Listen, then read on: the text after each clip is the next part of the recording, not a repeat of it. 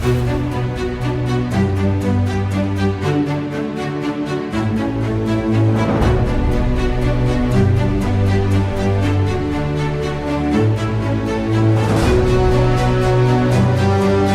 இரட்சகருமா இருக்கிற இயேசு கிறிஸ்துவின் நாமத்தினாலே இந்த நாள்ல உங்கள் எல்லோருக்கும் என்னுடைய அன்பின் வாழ்த்துக்கள். இந்த நாள்ல ஒரு சம்பவத்தோட ஆரம்பிப்போம். ஒரு பையன் சின்ன வயசுல இருந்து நல்லா படிச்சுட்டு இருந்தான். 10th போகும்போது அவனுடைய ரிசல்ட்டுக்காக அவனுடைய குடும்பமே எதிர்பார்த்து நின்னுச்சான். அந்த டைம்ல பார்த்தா எல்லோரும் ஆவலோடு அவனுடைய ரிசல்ட்டுக்காக எதிர்பார்த்துட்டு இருக்கிற டைம்ல அவன் 5 சப்ஜெக்ட்லையும் ஃபெயில் ஆயிட்டானான். 5 சப்ஜெக்ட்லையும் ஃபெயில் ஆனோன்னு அந்த ஊரில் இருக்க எல்லாருமே அவனை தவறாக பேச ஆரம்பிச்சிட்டாங்களாம். இன்னும் இவன் நல்லா படிக்கல, இவனுக்கு படிப்பு வராது, அப்படி இப்படின்னு சொல்லி இவனை ரொம்ப மனமடிவுக்குள்ளாக்கிட்டாங்களாம். அவனும் சோர்ந்து போய் உட்காந்துட்டானா.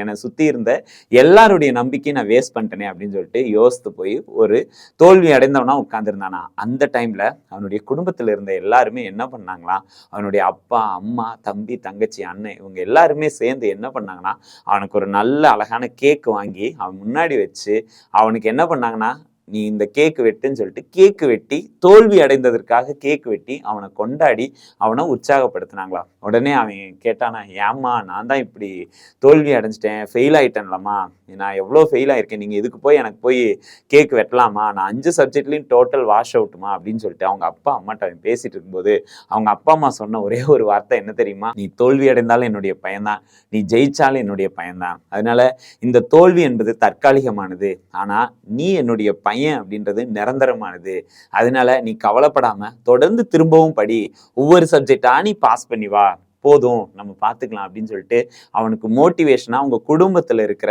எல்லாருமே அவனுக்கு நின்னாங்களாம். அடுத்த வருஷமே அவன் நல்லா படிச்சானா. படிச்சு நல்லா 80% மேல நல்ல ஒரு மார்க் எடுத்து ஜெயிச்சவனா நின்னானா. இதே மாதிரிதான் நம்முடைய ஆண்டவரும் கூட.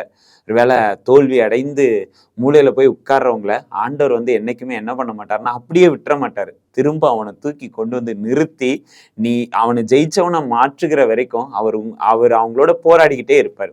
இந்த நாள்லையும் கூட பேதுரு அப்படின்ற ஒரு மனுஷன் தன்னுடைய ஊழிய பாதையில ஒருவேளை ஆண்டவரை மறுதளிச்சு தோல்வி அடைந்த ஒரு நபரா இருந்தார். ஆனா ஆண்டவர் அவர்கிட்ட கேட்ட ஒரு வார்த்தை என்ன தெரியுமா, பேதுரு இவங்க எல்லாரையும் விட நீ என் மேல அன்பா இருக்கிறாயா அப்படின்னு சொல்லிட்டு ஆண்டவர் கேட்டார். இன்னைக்கும் அதே போலதான் நீங்களும் யாராவது ஏதாவது ஒரு விஷயத்துல தோல்வி அடைஞ்சிருக்கிறீங்க, ஏதாவது ஒரு காரியத்துல தோல்வி அடைஞ்சிட்டீங்க, ஒருவேளை என்னுடைய எக்ஸாம்ல, இன்னும் நான் என்னுடைய வாழ்க்கையில, இன்னும் ஆண்டவருக்கு எனக்கு இருக்கிற உறவுல, எந்த காரியமா இருக்கட்டும், எந்த காரியத்துல நீங்க தோல்வி அடைந்தாலும் ஆண்டவர் உங்க கூட இருந்து அவைகளிலும் உங்களை எழுந்து நிற்க பண்ணுகிறார்.